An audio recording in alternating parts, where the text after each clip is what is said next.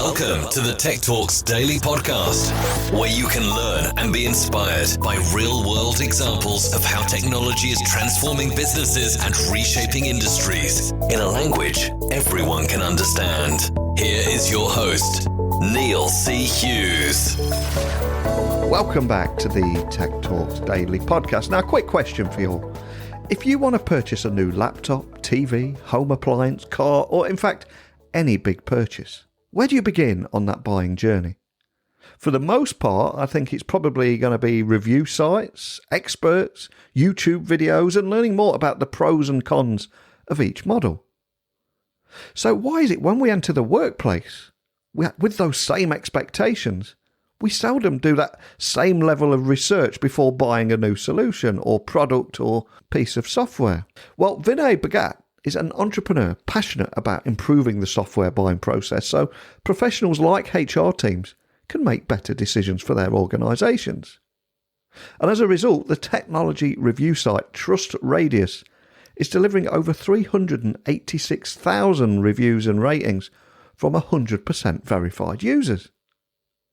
So Vinay started TrustRadius after experiencing challenges when buying enterprise solutions at his last company. So I want to learn more about that journey and the problem that he's solving around technology. So buckle up and hold on tight where I beam your ears all the way to San Diego, where today's guest is waiting to speak with us today. So a massive warm welcome to the show. Can you tell the listeners a little about who you are and what you do? Hi, everyone. I'm Vinay Bhagat. I'm founder and CEO of TrustRadius. I'm a repeat entrepreneur, but just to tell you a little bit about TrustRadius, we're a research platform used by about 1 million technology buyers each month who come to us to understand the whole truth and real scoop about products before they buy. And the content on our site is largely based upon what customers have to say. So, really excited to be at the epicenter of a trend where buyers are seeking this type of advice from their peers. And we help technology vendors adapt to this trend. And I was very excited to get you on the podcast today. One of the things I always like to begin with is your origin story and your journey. You said you're a repeat entrepreneur there, but can you tell me more about what put you on that path that you're on today? And was it a particular moment or a collection of events? I think it's a collection of events. So I may not sound like it, but I actually grew up in the UK, in Essex. And my father, while he worked at Ford Motor Company, had kind of a sideline business on the side where he used to go to London and buy goods and then resell them in the Ford Motor Company, like jeans and watches and briefcases. And so I used to accompany him, and it kind of created, I guess, an entrepreneurial bug. Also, I have a great admiration for Richard Branson, just a famous British entrepreneur, who just motivated me to think about that path. I think my first entrepreneurial endeavor was in high school when I actually used to go and buy records in the bargain bins and then resell them to my friends at a premium around my school. So I think I had that bug early. But it wasn't until my late 20s, after I had sort of been to university, graduate school, and worked in consulting for a few years, that I ended up in Austin at a tech company, ended up actually finding that I was a mismatch with their culture and getting fired. And it led me to start my first company. And my first company was an online fundraising and advocacy platform for the nonprofit sector. We help charities use the internet to communicate, to raise money, to drive political change. Ended up being a successful company. We took it public and got acquired. But my journey, I guess, if I were to kind of describe the arc, was had an entrepreneurial bug, went and did the conservative risk-averse thing, took me getting fired to actually motivate me to start my first company. And when I did so, I just loved it. And now this is my second company now. And I'm taking all those lessons from my first company and doing things hopefully even better this time. What a great story. And when you first came on the podcast, before we started recording, we were talking about San Diego and Austin. I thought, I'm sure there's a slight British accent there, but I had no idea you're an Essex boy at heart, right? Yeah, absolutely. Can't take it out of you. But of course, as you said, that path would eventually lead you to TrustRadius. And I'm conscious to be some people listening that are hearing about TrustRadius for the first time. So can you tell me about the story behind that company and the problems that it solves? Yeah, so towards the tail end of my first company, we started to buy a lot of software to run our business, probably dozens of systems. But one particular package that we bought, an HR software, expensive contract, $200,000. We rolled it out to our team of 450 people and then realized it didn't do what we needed it to do. It was a kind of core functional fit issue for us. And when I spoke to my head of HR about how we made the purchase, we had consulted the Gartner Magic Quadrant. It was a leader in the MQ. We'd spoken to the references that the company had provided to us. We'd been assured by the salesperson it would meet our functional needs. But at the end of the day, there was a kind of glaring omission in our research. We didn't speak to anyone who had the same use case as us. And for me, that was a light bulb moment to say there's a real information transparency issue in purchasing. I started to examine the other purchases that we'd made at our company, and there was this recurring theme of, I wish I knew pre-purchase what I know now about this product, its cost of ownership, its usability, its ability to integrate, all these sort of like in the details facts that are actually really important. Most people do a poor job, at least at that time, of discovering pre-purchase. And analyst reports are super high level. They guided you on very high level kind of factors, like a company's vision, ability to execute, but that doesn't really help you understand whether the product's going to work for you in the trenches with your use case.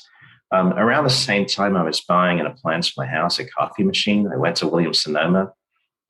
Didn't feel I was getting neutral, objective advice by the salesperson. So I asked a friend for advice.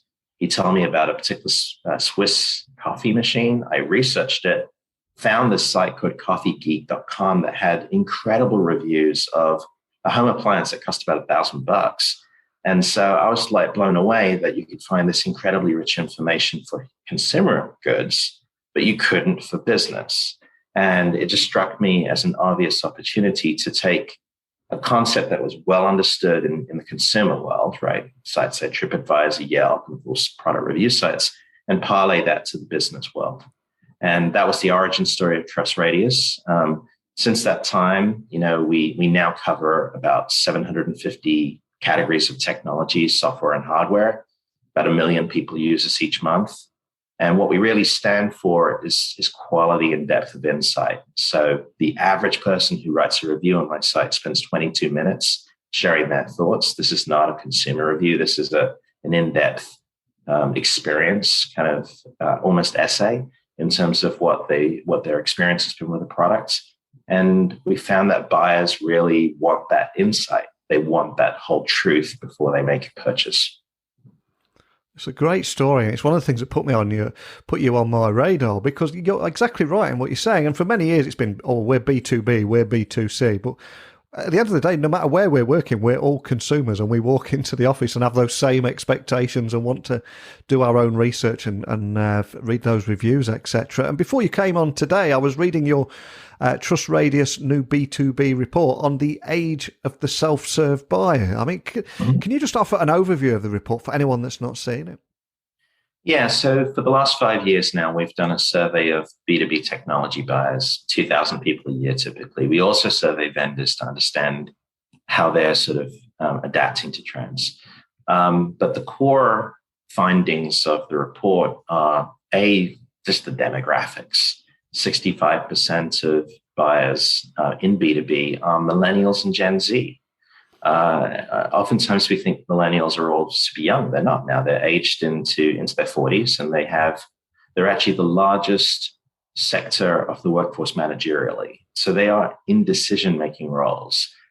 We've also learned that buyers, I think the pandemic has, as well as the demographics, have driven a tendency to do a lot of self-education before you contact marketing or sales. Buyers want to remain anonymous as long as possible. They want to defer the point that they talk to sales. And so we think of this as the age of the self-serve buyer. And again, to your point earlier, I think people are bringing consumer habits to the workplace, just how they research products in their consumer lives. They're taking those habits to work. We find that the first thing that they do after they've identified a need is that they go visit a review site. We find that there's a real craving for pricing transparency, for the ability to access a demo or a trial of a product. And again, we think of these things all in the nature of wanting to self-serve.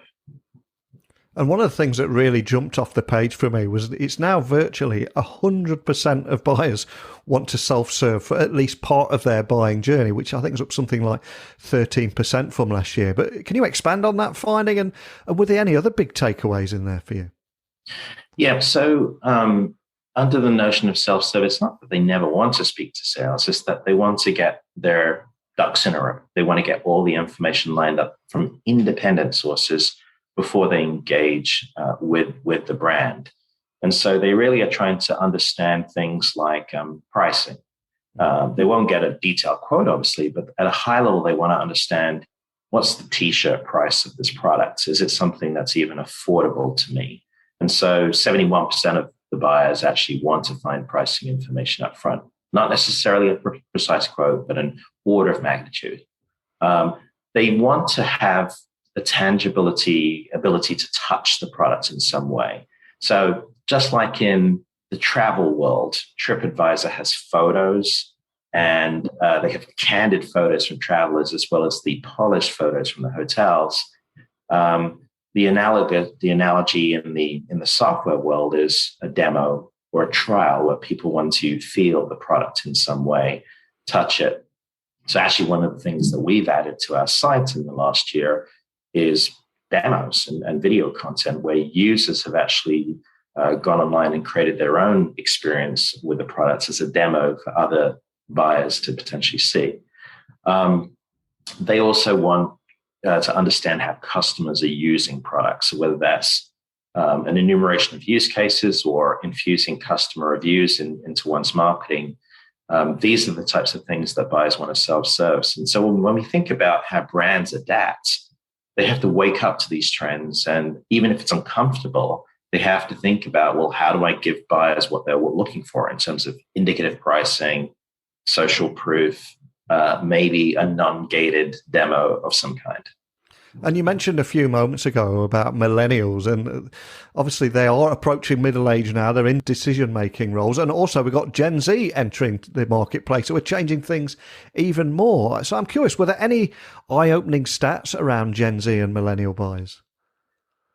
I think they're just the more extreme versions of what's happening across the board. I'm personally a Gen Xer, and honestly, I want to self-serve too. So I think a lot of these trends may have been catalyzed by the younger generations, but we've all been exposed to them, right? We all have iPhones. We've all grown up with search engines and adapted to these types of technologies. I'm not quite on TikTok yet, but we're all exposed to social media, and I think it's changed us. So I think we see a lot of these characteristics, transcend generations. But we see more extreme inversions of them in the younger generations. Gen Z, for example, 42% of them, the first thing they do is want to go to a review site when they identify a need.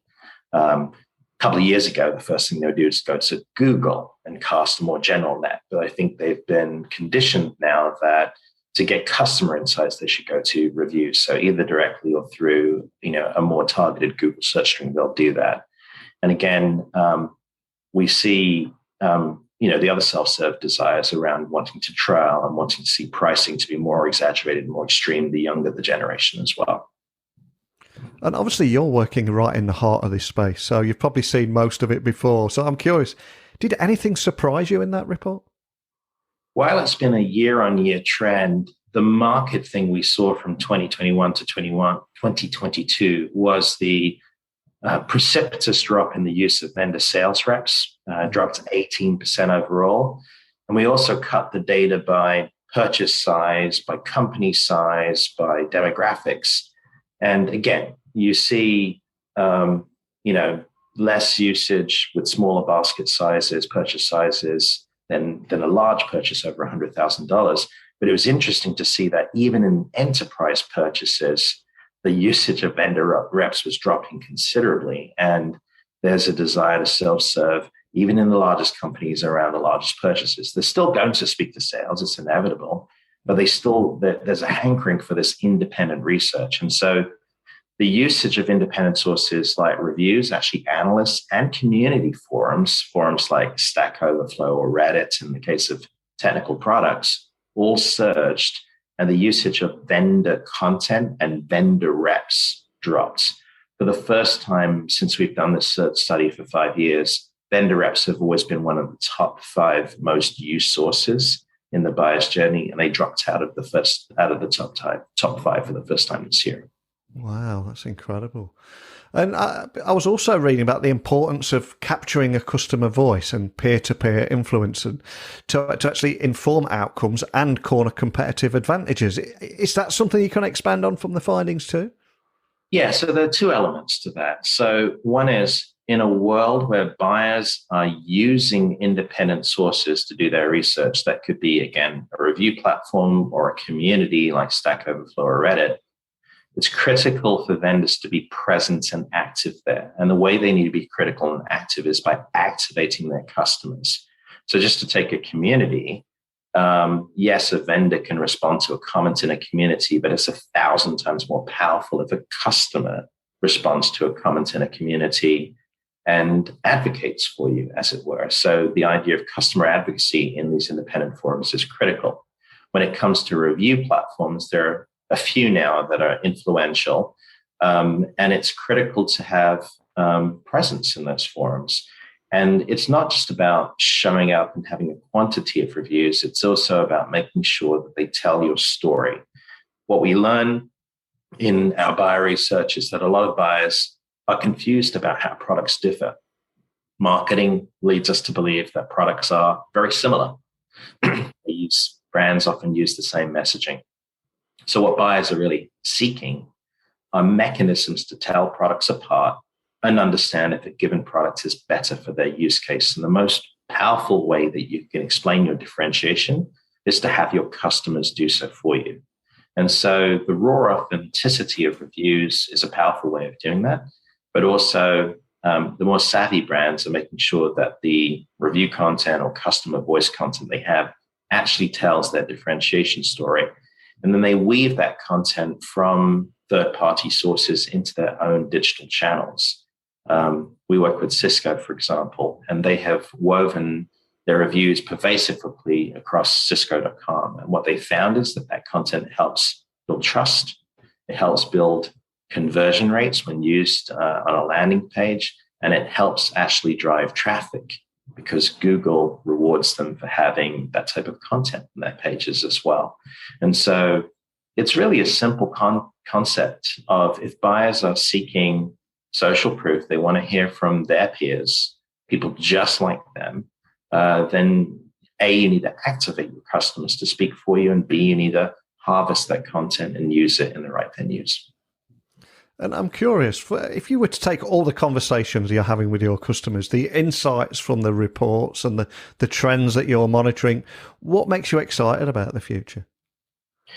Well, I think as a business, I've been working on this company for 10 years. I probably started it a little bit early before the trend had really formed shape. But I think now we're at the epicenter of this major shift in buying behavior.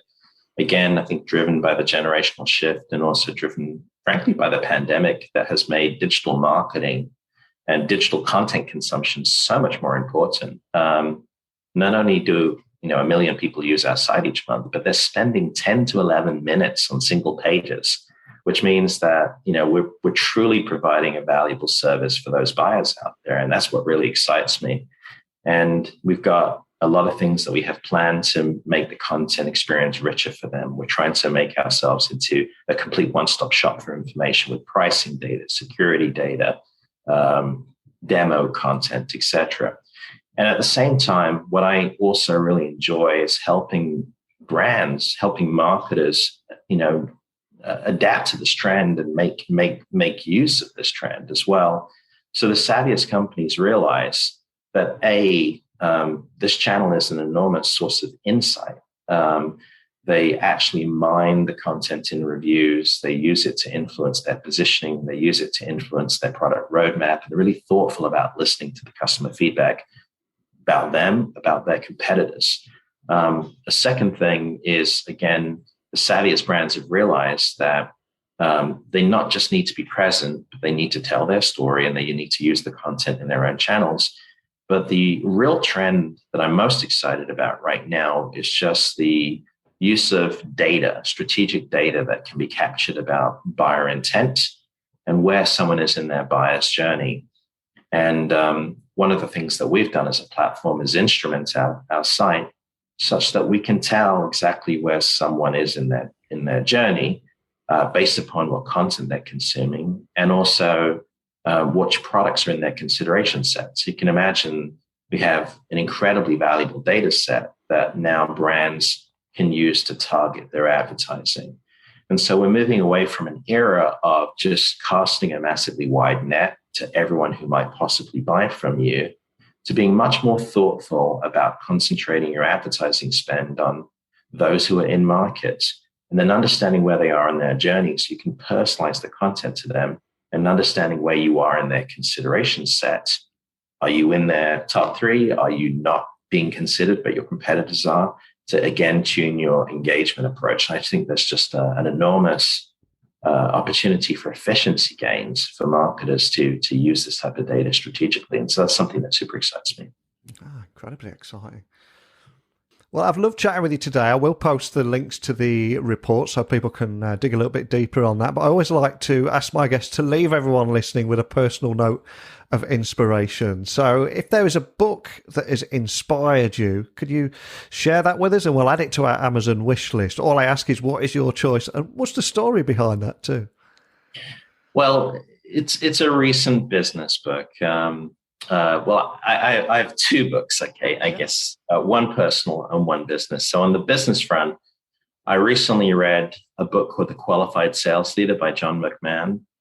And while it's obviously oriented at sales and possibly the CEO, I think every leader in sort of go-to-market should read it. It just has amazing common sense insights that I think a lot of companies don't embrace in terms of how to effectively build value in a sales and marketing process, and really make sure that buyers are motivated to buy. So I just think it was, I personally got a tremendous amount from that book. I've actually encouraged a lot of my leadership to buy it, and now we're discussing it, and we're trying to adapt to some of its practices in the book. From a personal note, a book that really, I guess, changed me early on in my life was a book called The Monk Who Sold His Ferrari. And it's a fable about a guy who's a super successful lawyer, working his tail off, has a serious sort of heart condition. And the doctors come to him and say, you're going to have to quit your work because you can't continue at this pace or live if you want to live. So he goes off to the mountains of the Himalayas, climbs up, meets these monks. They inspire him and change him. He comes back a changed man, ready to kind of change the world around him. And it's really just a series of philosophies around being deterministic about one's life and really having a mindfulness around how you spend your energy so you don't end your life on wasteful pursuits. And so it's just a book that I personally loved. I still think I can learn from it every day. And again, it changed a lot of my ethos on life, I guess, in my 20s. Wow, that sounds incredible. I will be checking that out, and I will add it to our Amazon wish list along with the other book. But before I let you go, for anyone just wanting to find out more information about TrustRadius, explore what you do and everything we've talked about today, what's the best starting point there? If you're if you're interested in using us to help with a purchase, just go to TrustRadius.com. If you're interested in understanding how we can help technology brands adapt to the modern buyer, visit TrustRadius.com, and there's a tab that says for vendors, and we have a lot of thought leadership material there, as well as information about the company. You can access this report that we talked about there as well. Well, I think your passion about improving the software buying process so professionals like HR teams, etc., can make better decisions for their organisations really shone through today. And I also love how from there you've created this technology review site, delivering something like 386,000 reviews and ratings from 100% verified users. It's just incredible. But more than anything, just thank you for sharing that and your story today. Thank you, Neil. It was a pleasure being on with you. Now, I'm going to let you all into a secret here. Due to an overrunning call and a few technical issues that somebody had, I was 15 minutes late to today's interview. And my guest did not toss any tables, did not lose his temper or walk off into the sunset. He was humble, gracious, and incredibly patient. So a big thank you to Vinay today for not only being patient, but for taking the time to sit down with me, share his journey as an entrepreneur, and his insights into how buyers are now making buying decisions and turning to the community in the same way we do outside of the workplace. And we do often talk about B2B, B2C, but ultimately it's people to people in any purchase or any transaction. So I think reviews and learning from other people's experiences should be the same whether we're in our homes or buying some new software for a HR team. But I'm curious, what kind of experiences have you had around anything we've discussed today? Did any of the stories resonate with you, and what have you done to navigate around those challenges? Please email me now, techblogwriter@outlook.com, Twitter, LinkedIn, Instagram @Neil C. Hughes. We'll keep this conversation going. But more than anything, just a big thank you for listening, and until next time, don't be a stranger. Thank you for listening to the Tech Talks Daily Podcast with Neil C. Hughes. Remember, technology works best when it brings people together.